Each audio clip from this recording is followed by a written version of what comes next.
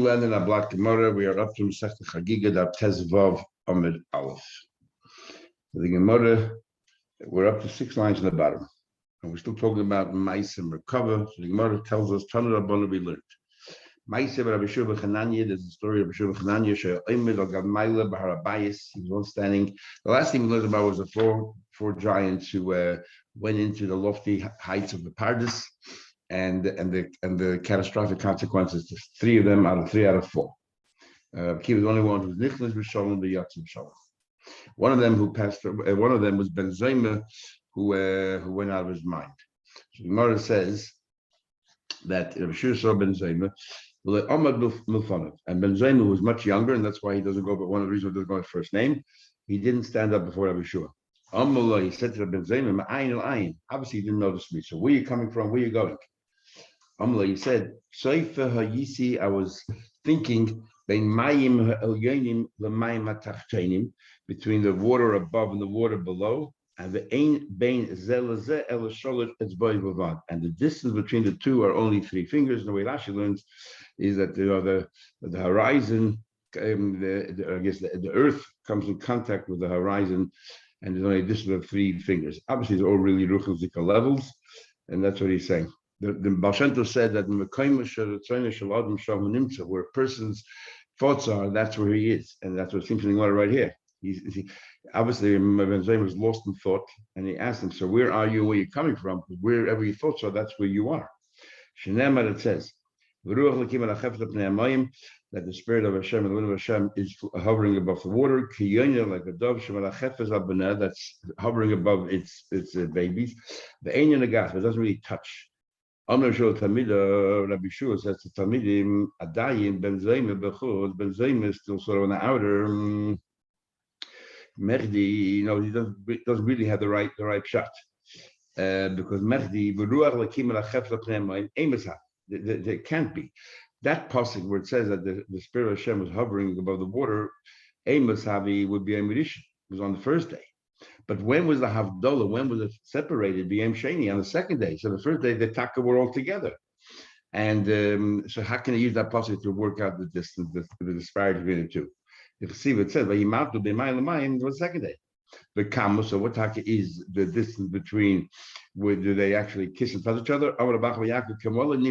They are practically touching each other. There's still a hair breadth between the two. It's like the boards of a bridge, where they actually are touching each other at the ends at least. It's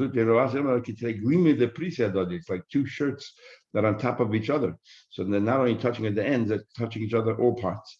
Say 2 cups inside each other, which is even closer than that.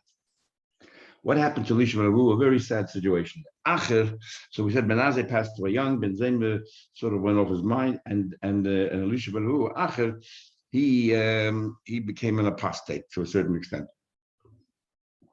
Says the Gemara, Acher, Kitz has been a toys.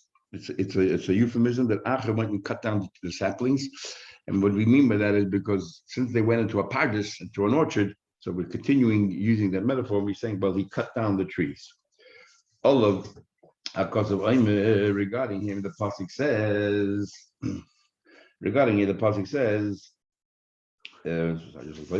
Al titain es picha lachti. You said you should not give your mouth to sin as psarcha and mahi. And what do you mean? What happened here? Matatan. What happened was. No, be careful what you say. But what happened was. Matatan, this Matatan was given permission. Matatan is a malach, and he's the one who brings out tefillos to Hashem. And he was given permission. He was permission for 1 hour every day to sit and to write down all the merits of the Yidden. When Elisha saw that, he said, almost that. Gemira, we learned. We learned that in Shemayim, there's no sitting, and nor is there competition, there's no back, everything is faces, like the Prema cover, and there's no tiredness. And yet, so what's going on here? What's Matatan sitting? Shema Chas V'Sholem Beis Yeshua saying maybe Matatan is some kind of inferior god to the Eibishter. So Avkula Matatan, as a result of that, they took Matatan, and they gave him 60 They gave him 60 pulls to the Noda, Malchus, 60 fiery Malchus. We had a few times where Malach, where Eliona, we got Malchus. Now, why did that happen? And they said to Matata, my time when you saw that the humans were there, like Elisha Rabul, come to Mekame. You should have not even given him the ability to think that way. You should have stood up. So now you have permission to remove all the merits that Elisha Rabul had because of the result of. So on the one hand, the Matata was blamed for it. On the other hand, Achet never should have come to that conclusion. Yotza Baska came out. And it said, Shuvamon Shave, come back, the old wild children, don't come back. Omar, he said, so Elisha Ravu heard his basket and said that he cannot do tshuva. There's a story about Shamta very similar. We promised someone a child when he wasn't meant to have one, and the basket came out and said that he lost his chelik in Elam Haba. So Hashem said, wow, this is the best news I've ever heard. Because Antigonus Ishmael said that the best way to serve Hashem is by not serving it for any benefit. So now I could truly say that I'm not even, doing mitzvahs in order to get Elam Haba because I'm not going to get any. So now I'm really doing Hashem Shemayim. And then the basket came out and reinstated it plus. So the Abta Rebbe, when he repeated that story, he said that Elisha ben Avuk, nothing stands in the way of tshuva. Obviously, this was just another door to make it more difficult. And Elisha ben Avuk then should have persisted, as we'll see in the Gemara. Somebody said, but anyway, I'm being an outcast. I'm from the next world. Late for the time by Amma. I might as well enjoy myself this world. He went out and he caused bad. Nothing, because as soon as that happened, he came down. The first thing he did was Ashkezona. He found his harlot. He wanted to have a relation with her. Elisha said, Elisha ben Avu, what are you doing? I mean, even she said, you're Elisha ben Avu. And the Bach says, he added the word, Shimcha Yotze B'chol Ha'aretz. The entire world knows who you are. It was on Shabbos. Oka Pugla Memishva Shabbos. He pulled out a radish on Shabbos, which is the Isam HaTorah. The Yovla gave it to her. She said, Achru, I'm another person altogether. Another person. He became such a Rosh. The Yerushalmi says, Yerushalmi says that once the government wanted to force all the Eden to be Mechal Shabbos. So what did Eden do? They all carried, but together jointly. So there were Shnayim Shasu, two doing Malacha together, and Shnayim Shasu was popped from the Torah, it was only Chayv Rabban. And they had no choice, so they did. So Elisha ben Avu advised the government about this halacha, and if the government made a rule that everyone has to carry it on their own. So he was really in a bad way. After he came back, might have said, tell me, the mayor continued learning from Elisha ben Avu, even though he went down this terrible path. He said to him, tell me, what's trapped in the pasuk? It says, Gam is Hashem made one corresponding to the other. What's he referring to? So he said, so the mayor said, so Achad asked the mayor, tell me, what did you learn? So Meir answered, connected. Anything Hashem created this world, he created something corresponding to it. Baraharim, he built mountains, similar but it's different. He built hills. Barayami, has large seas, also rivers. Elisha was a no. Rabbi Kiva teacher didn't say that. Ela Bora Tzadikim, Bora Rishayim. Bora Gan Eden, Bora Gehenna. He created Tzadikim, he created Rishayim, as it says in Tanya, and he created Gan Eden, he created Gehenna. So Elisha ben Avu's version of it was accepted. Every person has two shares, two portions. Everyone is allowed of two portions, one in Gan Eden, one in Gehenna. Began Eden. For Tzaddik was he takes not only his own share, he takes a share with a shame. The forfeit of his share goes to a Tzaddik. We had before the Gemara with those extra years. You remember the Malach always gave it to a Tzaddik. This Chayiv Rosh, for Rosh became really liable. Not only not Chelke, took his own portion in Gehenim, but Becheli Chaved became because of his friend's portion in Gehenim. Omer Mishash said, "My quarter Gabat Tzadikim." See, how do we know all this? But by Tzadikim, it says in the pasuk.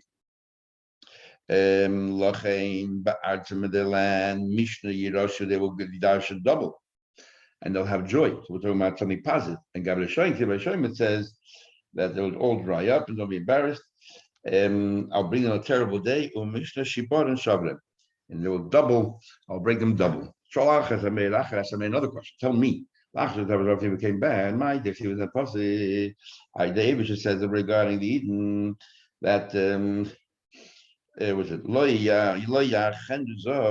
I will not melt you down like an ordinary gold with chuchi or glass, clay pos. and swap it for these kalim. Amalai means elu divitate, referring to Torah, shekoshin liknoisen. It is difficult to acquire Torah. It's difficult to understand it properly, like when you make gold and all that, very difficult. But even if you learn it every day properly, it's very easy to forget. If you don't repeat, you don't revise. So it's easy to forget. Just like a glass keli breaks so easily. Amalai, that's what the Rameh said. Amalai, didn't say that. What it meant was just like clay zog, clay chuchis. First of all, it comes to a clay zog, when it comes to clay chuchis, it comes to glass kalim, wooden kalim, and golden kalim. Even though they break, yeshlem takana, you can repair them. Even though he went off the derech, yeshloi takana, you can always come back. Amalai, so May said to his Rebbe, why don't you heed what you just said and come back? Amalai, he said, I'm different. Why am I different? He said, I've already heard behind the curtains, everyone come back, all the wild children come back except Acher. Tell him what we learned. How brilliant he was at Acher. He was riding a horse on Shabbos while I was walking with him. But I made continue to learn with him while Elisha was Michal Shabbos with Rabbana riding a horse. I may walk alongside him and learning. Amalai, a certain way down there, and you can imagine the level of learning that the Rameh is sitting there learning from. Remember, he had an Erev and a Gimel that the Rameh was so smart that nobody in the generation could understand him. And so they're learning together. Amalai, he said to Meir, it's time to go back. While we were engrossed in these very complex subjects, I was counting the footsteps, and I realized that right now it's Chum Shabbos, to return back, which is pretty incredible. Amalai said to him, come back home with me. I already told you, heard behind the curtain, everyone come back except Acher. Tokva, he grabbed a hold of Elisha and May grabbed a hold of him. He took him into Beis Hamedrash. They said to him, they said the first child they met, we had in Chulim that there's no Nevi'us, and they used to go to children to say, tell me a pasuk, and they would act based on a pasuk, because there's no Nevi'us anymore, but there's a Nevuah counted by children.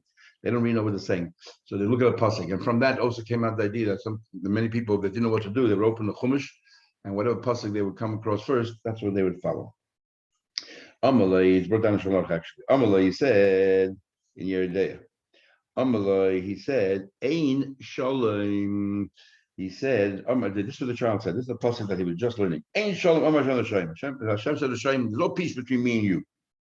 Obviously, it's a hint, an allusion to Elisha. Didn't like that. He went to another show, another Beis Hamedrash. Amalai, look at this. They said the first kid that they saw. What did you learn? Amalai, he said, what I learned was, no, you can wash me with that kind of detergent, and and you use soup. There's always a kesem, there's always a stain of your sin before me. No matter what you do, I always see your sin. Again, all of the psukim were making his tshuva more and more difficult. And Elisha was taking the bait, and he was saying, hey, you see?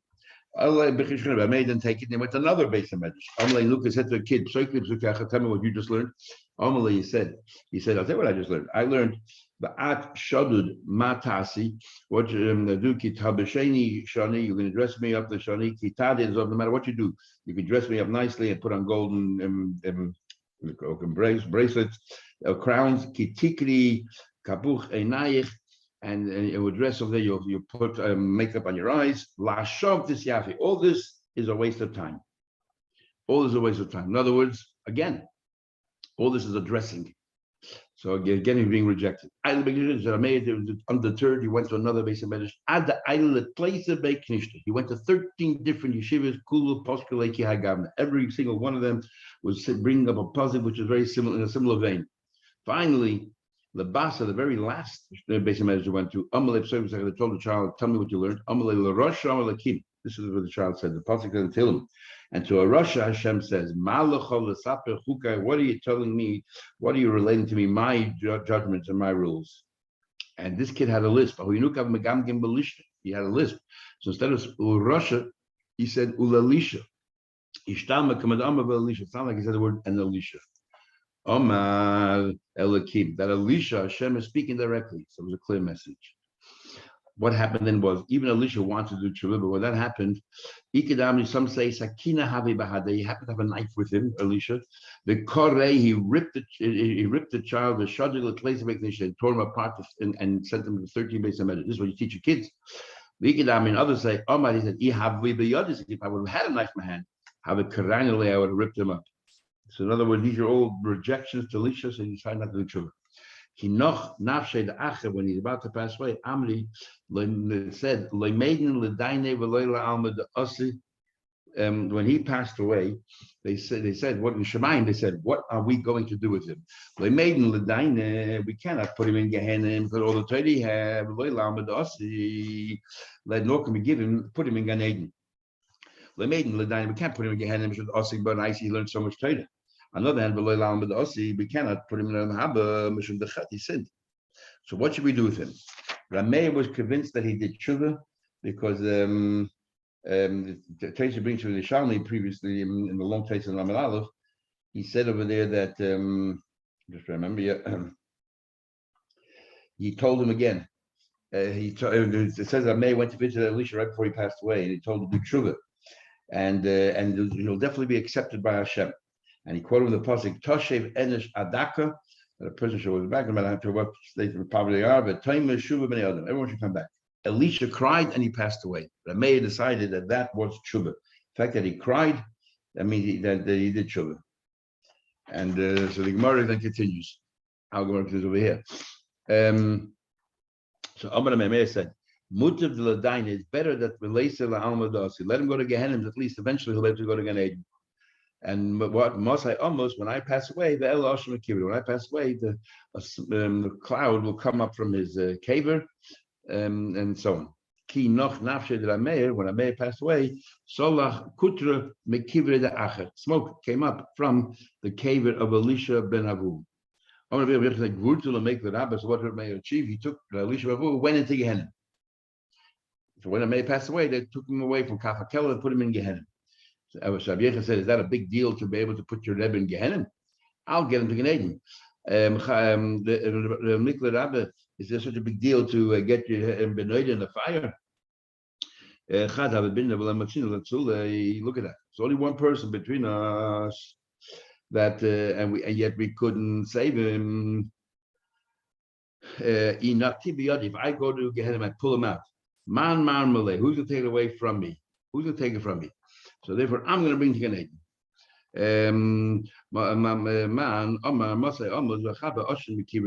When I will pass away, the smoke will disappear. You're not going to pass away. The smoke will pass away. In other words, stop. In other words, Rabbi then took him and brought him to Gan Eden. So you know how many years he was in Gehenna? From Rameir's passing, and Rabbi Yechon was in Rameir until his passing. So this person who eulogized said about that nobody can stand in your way. Even the guard of the door of Gehenna couldn't stand in front of you, because you can go in and take pull Acher out. Peter Shalach, the daughter of Elisha Asakam came for Rebbe. She said to Rebbe Parnasani, feed me. My daughter, where are you from? Whose daughter are you? I'm Biti Shalachani. I'm Elisha's daughter. He has children. Look, see, it says the pasuk regarding the Rishayim, Loinin, Neched, the Amma, he doesn't have any grandchildren at all amongst the people, and the ain't studied in Megurav, it doesn't have any officers among his dwellers. She said back to retorted to Rebbe, remember his Torah and do not mention his deeds. In other words, the chus of his Torah is shown alive. In fact, we have in the Markedushin in the first Torah, where his grandson had a grandson, Rabbi Yaakov, who seems to be that he was a Tana. Is Elisha ben Avu's grandson. He's the one who said that if somebody climbs, there's a story there of a guy climbed on a fence, and this is one of the reasons why Elisha ben Avu went off the derech. He had a question. He became, a real cynic. The guy climbed. If his father told him to go in and chase the mother bird away so he could take the children, so he was doing 2 mitzvahs. Shluch HaKan and Kibbutz of the Haim, and both of them, the Torah gives a reward that you live a long life, and he fell off the fence and he died. And Elisha ben Avu said, that's the Torah, that's the schar. And Yaakov, his grandson, said that it means la'olam haba, doesn't mean in this world. So he had a grandson, Atana. The Yad Yor the Aish, a fire came down after Rebbe made this comment, and burnt through the chair of Rebbe was sitting on. Rebbe cried, Rebbe, look what happens to people who insult the Torah. I can imagine what's in store for those who reward, who commend the Torah. How did a man learn Torah from Acha's mouth? It says in the we had it before in the Gemara. It says in the Gemara, it says in the the lips of a coin, they protect knowledge. But Torah you should learn Torah from him. Because he's a malach of Hashem. We said that if your Rebbe is like a malach, you learn Torah from him. But if your Rebbe is not like a malach, do not learn Torah from him.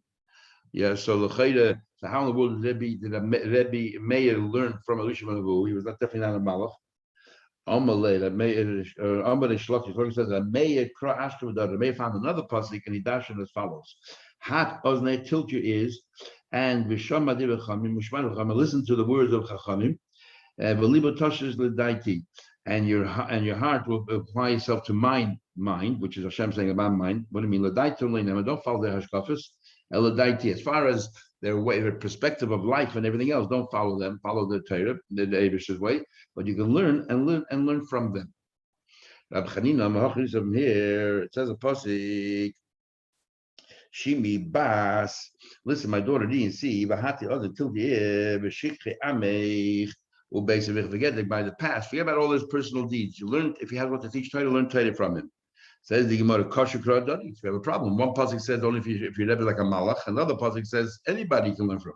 Like kasha, if you're young and you're vulnerable and you're malleable, then you should not learn from someone who can give you bad hashkafas. But if you're much more mature and you're set in your ways and you're solid in your ways, and you just want to learn Torah, you can.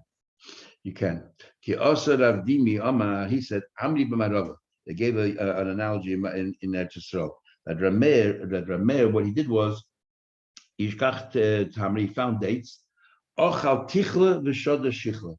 He ate the flesh and he tossed away the pip. Rashi learns that shichla is the pip. Rabbi Chanan learns that shichla is the peel. Threw away the peel. Lebra on the outside. Dorish rog by the possible Guinness eggers around the came under the guard of nuts. Lila is by Nachal cannot see the sea. Lama the creeks. Lama nimshut tamchol eggers. Why tamchol considered treated like or compared to a nut? They compared to a nut. Loima will tell you my egg is that just like this nut. Afa pisha meluchach betit, just like this nut, even though it's full of filth. Uvet soya. Ain't much of a toichanim is not what inside is me is af tamachach afa pisha sarach. Even though he went off the derech. Ain't Torah any messes. His Torah is not mias, is not despised. Ashkar Rabbi Shel was found the Leo. Michael of the Baruch, what's Hashem doing right now? He's repeating things over what's the Chabon is saying yeshiva. He's refusing to repeat anything on Meir because whoever Meir learned to learn from Elisha ben Avu. Amalei, he said to him, I don't understand. Amai. Should he call Gomer Shmaiti Bubnach? Is it because he learned? Elio said because what he learned from was from Elisha ben Avu. Amalei Rabbi Shela said, Amai. What's wrong with that? The Meir Rimoin Matzah, he found a pomegranate. Toichei Achel, he ate the flesh. Klipos says he threw away the peel. Amalei Elio said, now that someone down here in this world paskin that a Meir had every right to do what he did, Hashta Karma now, right now, this very second, they're saying in Shemayim, Meir b'ni Oymen, Meir, my son, is saying. So they are starting to quote Rabbi Meir. So in this example, we said he's compared to a Rimmon, that he ate the flesh and he threw away the peel. Before we gave an example of a date that he ate the flesh and he threw away the pip. And they're actually arguing, I think. They're arguing is Elisha ben Avu, in his core, was he really a tzaddik and just the chitzonius was bad, or the other way around, his real core was bad? The second mashal is that he ate the flesh. First of all, Rima, so he's saying he's like full of mitzvahs like a Rima. He ate the flesh and he tossed away the peel. So he was saying what Elisha ben Avu, his core, he was really a tzaddik. And just consciously he became a Rasha, so that's only his peel, only the clipper, and therefore he was able to toss it away. On the other hand, the first Mandama said, no, it's like Rashi learned at least, that it's like a date. Dimi said that no, that the other way around. His core was bad. He tossed away the pip, and what was good was the flesh. that Elisha was so rotten inside that his inside was no good. And that's why Shemaim, they didn't want to preach Rameir because Elisha was different than other Shemaim. It wasn't just his Chetzayim, but his inside. That's what Abdimi said. And Rabbi Shela said, you're wrong. You're wrong. Every Yid, the core is always good, no matter how they behave or how they misbehave. Doesn't matter how they comport themselves. Says he went further. When a person is in pain, what does they just say about that? My arm feels so heavy. If that's what David feels about Rishoyim, so can you imagine what David feels when a tzaddik is in pain? Rishoyim was pork. Surely what David feels when a tzaddik passed away. Rabbi Shmuel once met his student Rabbi Yehuda, who was a student of Rav, and then he moved over to Shmuel after Rav passed away. The totally be Ibra the Dasha that was leaning against the door. Look at Bach, and he was crying on the lock of the door, and he was crying. Amalei, Shinin, are you clever one? My kabachis, why are you crying? You always refer to him as your clever one. Amalei, Mizutra, my dekosva abundant is so small to you what it says about regarding the real rabbis. That Aye Seifer, where are the people who know how to count? Who know how to count the letters in the Torah? Aye Shekel, who know how to weigh the letter in the Torah, and Aye Seifer. What do you mean count? Es Hamigdalim, who knew how to count all the laws regarding towers, and Ayes Sefer, and where the Shahaya Sefer called Oisha, but they know how to count all the letters of the Torah, the silent letters. We'll have in the Gemara in Kedushin also, the first page in Kedushin, that how many letters are in the Torah. It's supposedly 600,000 letters, but they're actually about 304,000 letters in the Torah, and to make sure there's no Chasav Yatir. And we know that our Torah today is not perfect. We're missing some Chasav Yatir, and the Chagigah has a whole thing about the mitzvah of writing a Torah today, even though some letters are missing. Aye Shekel, where are those people who weigh? What do you mean weigh? Shekeling Kali v'Chabudish Torah. They know how to weigh up the light mitzvahs and the heavy mitzvahs in the Torah, the severe ones, and make Kal v'Chaimas. Aye Seifers Hamigdolim. Where are those people who know how to count the towers? So you're showing in Gimel Me'es halachas, they know how to say that even just 300 halachas regarding just one concept, the Migdal HaParech Aver, regarding a tower that flies in the air. So Rashi here brings a few pshatim, and Rashi in Sanhedrin adds a few more. But Rashi here says first, it's talking about what do you mean the tower that's suspended in the Aver? There's one letter in the Aleph, says Rashi, the letter Lamed. There's a part sticking out above that hovers like above the top of the lamed that sticks out above all the other letters. What do you dash from that? Remember, we have Menachah of a kid that used to dash even the tagging of the letters, those lines that come out of the letters, and the yud for everything. Another pshat he gives is he knew to dash all about the dirt haflaga, the tower that they built. Not sure exactly what kind of halachas you can learn from that, but Rashi says we're talking about actually the laws of Tumah V'Tara. If you're in a box, and when you're in a box, it preserves you that you don't become tummy from around you, and that's how they carry you through Eretz Amim, through land outside of the soul. Automatically, it's tummy with the Rabbanon. You're in a box, you're not tummy. And what happens if there's an opening, but the opening was not facing the tumah, was facing in the fields or to a courtyard? That's what it's talking about. But Rashi Sanhedrin adds about a tower that flies in the air through Kishuf. And if you look in the Sfarim, they all say that it's alluding to an airplane, that it was, or a missile, a tower that flies in the air somehow, and all kinds of halachas that are involved. What happens when you're flying, like Tfilas HaDerech and all these other things that are, let's say a koyin flying or anything like that. That they were talking about Migdal HaParech Ba'aber. That both Doeg and Achitofel, who both turned out to be that they died, and Achitofel committed suicide, and Doeg was a teacher of David for a while, a little bit, but Doeg also was killed. He's the one who mastered about that city of Kainim Noiv, and they got all killed because of him. But yet they were great Talmid Chachamim, and they dashed 300 laws just in Migdal HaParech Ba'aber. And yet we learned about these people, Gimel Malachim, 3 kings, and 4 ordinary people, and these 2 are counted amongst them, Doeg and Achitofel. Bilam is also counted. I'm not sure why he counted together with the Yidden, but he's counted in Sanhedrin. So what hope do we have? That's why Yehuda was standing there and crying. So we'll never make it. We're not up to par. Clever one. They forget about the learning, the scholarship. they already were what do you call it? They were corrupt already inside. Acher Mai, what actually happened to Acher? Why did he come to this point that he did? Why didn't Torah protect him? Even though he went to Pardes, I mean, they went to see great levels of Kedusha, so it was too much for him to see, the overexposure, but that should cause him to go astray from Torah. So our Gemara says, Zeme Yevoni le Posig Mepumi, didn't stop singing Greek songs. So Rashi focuses on the songs rather than the fact that it was Goyish songs. He focused on the song, and we learned after Churban Beis Hamikdash, you're not supposed to sing the end of Saita and also in Gittin Dava, as we'll see when we get to Gittin. But others say the focus is on the Greek. They were love songs, and they shouldn't have been. And that became his obsession. Amru Lava and Amru Lava Achad. They said about Achad. Another problem he had is while he was learning Torah, he was doing Torah. He was always carrying him philosophy books, and that caused him to go astray. And Tosfos brings it from Shalmei a number of other reasons. One of them is that when he was born, or his bris, and all these great scholars were there, and his father saw how Rabbi Elazar Bishur were learning, and there was a fire around them. He was so excited. He said, "I wish my son would be like them." And because he didn't mean L'Shem Shemaim, that's what happened. Also, when he was in his mother's womb, his mother used to go. His mother used to go by a place of Avodah Zarah, and what do you call it? The first, of course, he didn't have a Shem Shemaim. That's a pretty sad thing as well. What do you call it? Also, he mentioned that. I'm just trying to remember what it says. That she, 1 second. Yeah, a number of other things happened that caused also, I just told you before about them seeing the person on the fence and then falling down and dying, or because he saw the tongue of Rabbi Chutz Damaturgan, the cow version, or Rabbi Yehuda Nachtum, and he said, "This will happen to someone who learns so much Torah."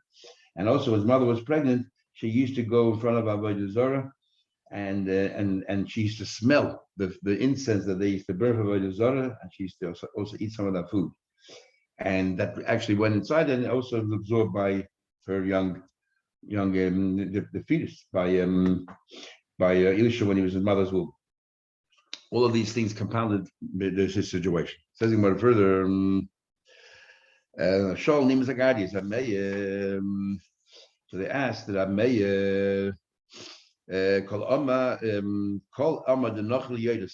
any wool that you put into a pot comes out all right. If you put in a pot of dye, different colors, do they all come out all right or not? In other words, does that mean anybody who goes to yeshiva is either guaranteed they'll come out frum and will come out scholarly or not? On Malay, he said depends. Anyone that was naturally clean when it was born, that wasn't corrupt when they're young, is yes, salik. It will be effective. There's no guarantees anymore that they will be effective. And the nimshal is not so much your parents, but it means if somebody learns Torah, but Yiras Shamayim was the first thing before they start learning, they fear Hashem, then they'll be very successful whatever they learn. But if they don't have Yiras Shamayim, then the Torah can actually, in a way, cause them to go further astray because they'll find comments they don't understand and they will use to exploit it to use as an excuse why they're behaving the way they behave. What do you call it? Rashi makes another shot about somebody ended up in Gehenna. Is there a chance he'll ever come out? So it depends if he has good schusim, if he or not. Rabbi Kiva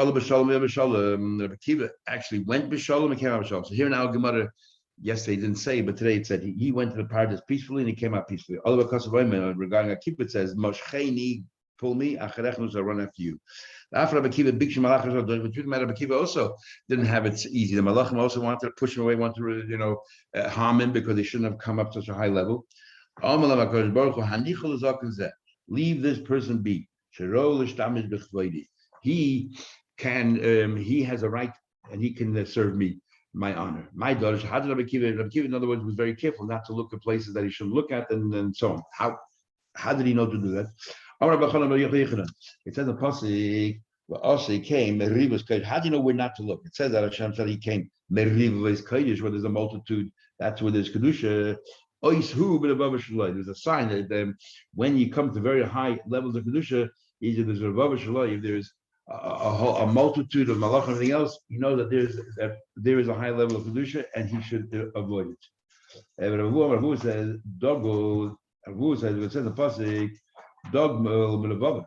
It's raised above again. The multitude. So again, what was the sign? That if you see a multitude, then you know that the Eibush is there. The Shlakish said Hashem Tzvaka Shmoi. That Hashem Tzvaka, when the Tzvakas are there, that's his name. Adonu b'Tzava Shalai. That he's a master over his tzava. Over his, again, whenever you saw a large group, he knew to avoid it because it's very high level of kedusha.